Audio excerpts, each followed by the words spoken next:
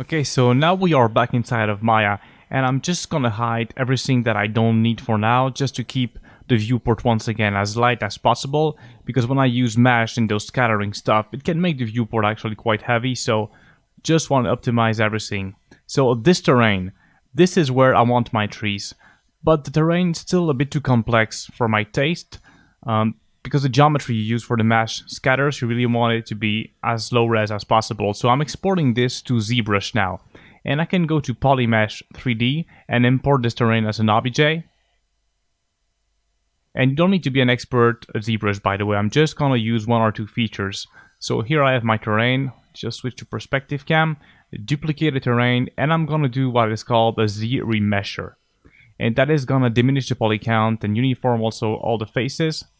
So I'm gonna have a mesh that is much lighter. Now this is a bit too low res, so what I'm gonna do is divide it once again and project the details from the previous version in it. And now I have a terrain that has pretty much as much complexity, but that it's much more low res and optimized. So I can go ahead and export this back to Maya. So export as an OBJ, then import it inside of Maya, and it should position itself perfectly at the right position. So on top of the other terrain. So now this newly imported terrain is gonna be the terrain that we're gonna use to scatter trees using mesh. So now I can go ahead and import my trees as a Redshift proxy, if you remember. So I'm not importing the actual geometry of the trees, but all my trees are prepared as Redshift proxies. So I'm gonna import them all one after the other. And pay attention to leave all those trees at the origin of the scene, so you don't want to move them at all. So they all should be positioned at the origin of the scene if you've exported it perfectly. Because if you remember, I told you when you export the Redshift proxies, make sure your geometry is in the center of the scene. So I think now I have all my assets ready. I'm just gonna rename them according to their speed tree names, just so it's a bit easier to see what's going on. So Douglas 1, 2, 3, 4, 5, 6. There you go.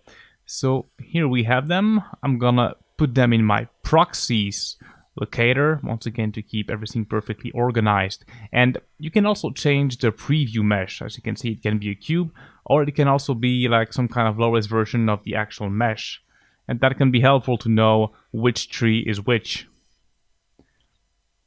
So those are the assets we're going to use to create our mesh instancers. Let me first switch them all back to the bounding box so we keep the viewport as light as possible. Cool, so now we can create a mesh network. So I just selected here 3 different trees, and I'm gonna call this first instancer like the tall trees for the foreground. Make sure you choose instancer and not mesh. And here you can see they're starting to get scattered. Now, we need to switch linear to mesh, and this is where you will plug that terrain that we imported from ZBrush. And now you can start to increase the number in the distribution settings. Now, you can see they are flying, and that is because actually, I think I need to switch back to centimeters. It was in meters, and for some reason, mesh doesn't seem to like it, or there's something that I'm missing maybe. Anyway, now it should work perfectly, and I should start to see some trees getting scattered. They're way too small, obviously, but that is fine. We have a number of things we can do. You can just select the original proxies and scale them up a little bit. Keep in mind the scale of the scene once again. You can eyeball this, but try still to stay accurate. And you can also add here a random node, to add some randomness in the rotation and also in the scale. And let's do one quick IPR render to see how this looks. So pay attention to the number of trees you're scattering, because this stuff can start to get quite heavy.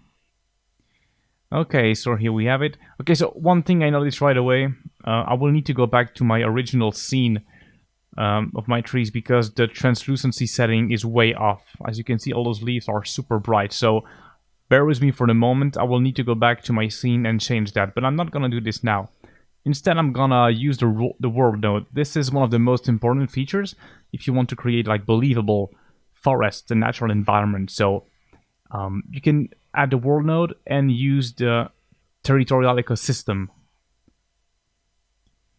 Let me first switch the instance to bounding box so it's a bit lighter. So yeah, I'm gonna create like an ecosystem, and you can click on the genotype editor, and here you have a bunch of settings.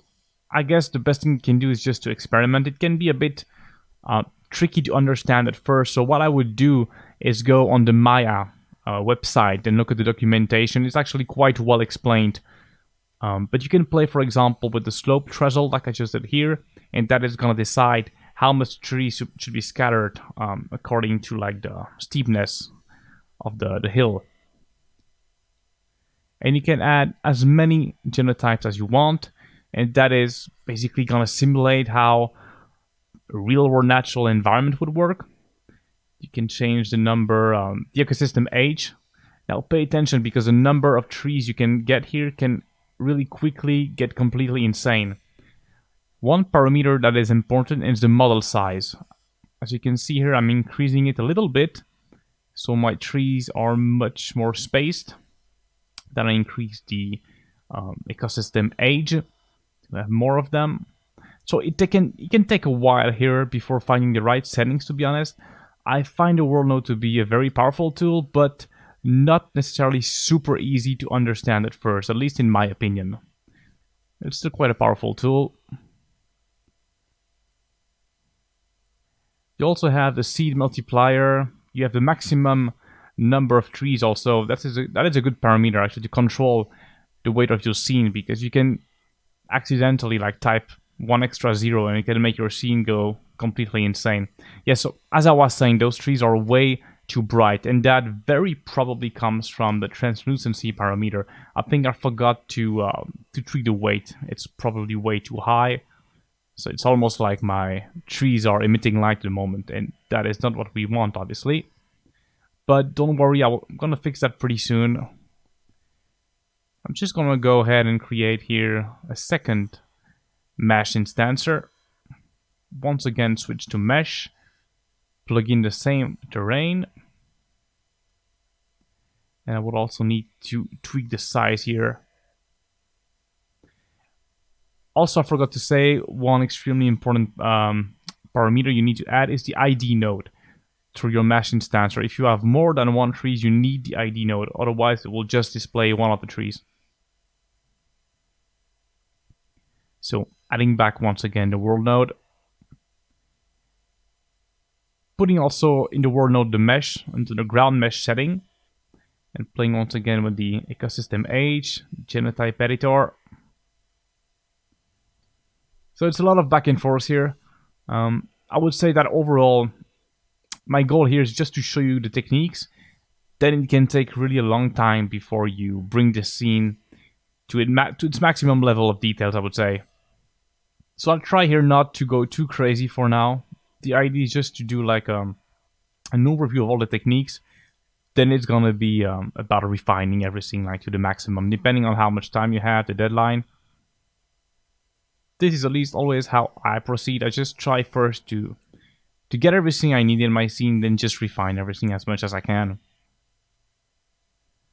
Okay, so we're starting to have something that looks quite decent, I think. And actually the viewport still performs quite well, even though we have quite a bunch of bounding boxes here in the viewport. For now, all those trees are way too small, but I'm gonna fix that in a minute. I'm not too worried about that for now. First, I just wanna fix the number of trees and how they are scattered according to the slope. This is actually not too bad, I think.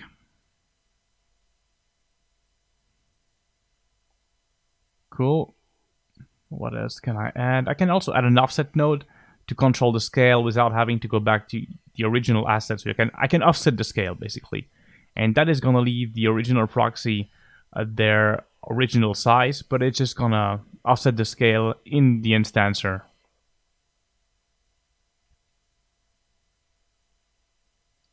Adding one more random node here, switching to uniform scale because I don't want those trees to be distorted, obviously. They still need to keep their proportions. Because if you don't take the uniform scale, that's what's gonna happen. They're gonna deform themselves. Okay, now this is much better already. So this tree is well shaded though. I think this is quite nice. those trees are very small, as I said, but that's fine because what I'm gonna do is keep some trees small, then do another scattering with like taller trees.